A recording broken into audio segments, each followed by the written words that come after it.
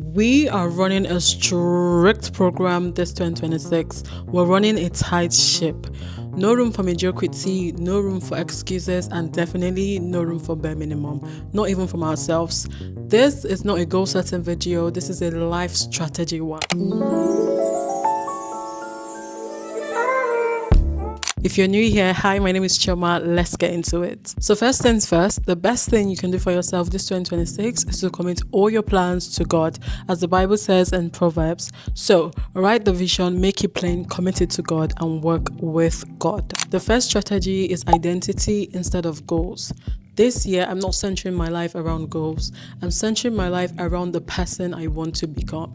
This is not to say I won't write down goals. I will definitely write down goals, but instead of obsessing over what I want to achieve, I'm choosing to become the kind of woman whose daily habits produce those results. Goals are temporary. They're like checkpoints, but identity shapes daily behavior. Of course, identity is not an excuse to become comfortable. Identity is a commitment to higher daily standard. So for me, instead of trying to save X amount of pounds or invest X amount of pounds, I'm becoming someone who takes financial responsibility daily. The second strategy is improving my life as a system. I'm looking at my life like a wheel this year. If one area is flat, the whole ride feels unstable. Here, I have it broken down. I have spiritual, financial, career, self-development, health and fitness, and family and relationships. These are the key drivers of my life. Now, under each area, I have things that drive the kind of woman I become this year. For spiritual, I want to be someone who is constantly in communication with God.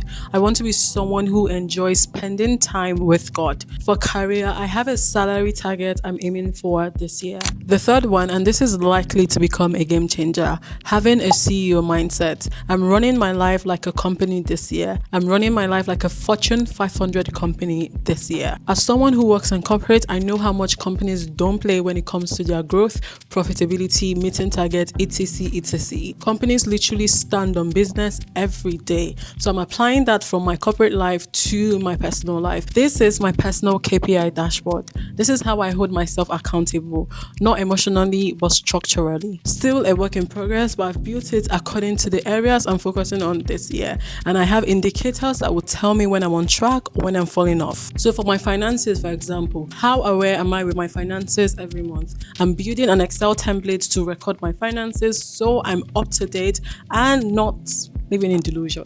I also have my saving and investing consistency. This is something that I will be tracking on my Excel spreadsheet. It's still a work in progress, but when it's done, I'll let you know. I have at the bottom as a reminder, what gets measured gets managed. Literally. You are the CEO of your life. You either manage it with intention and grow your margins, or you mismanage it and start operating at a loss.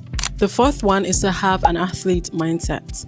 I'm living my life like an athlete this year, and what I mean by that is athletes train regardless of their mood. Wins don't stop training, losses don't stop training. Discipline instead of motivation. Athletes don't ask if they feel like training. They train because that's the job, and that's the strategy I'm applying to my life. Now, you might be wondering, what's the difference between the CEO and the athlete? The CEO sets the targets, the strategy, the direction, while the athlete shows up every day to do the work, whether they feel like it or not. The fifth one is rest as a strategy. Rest is not laziness.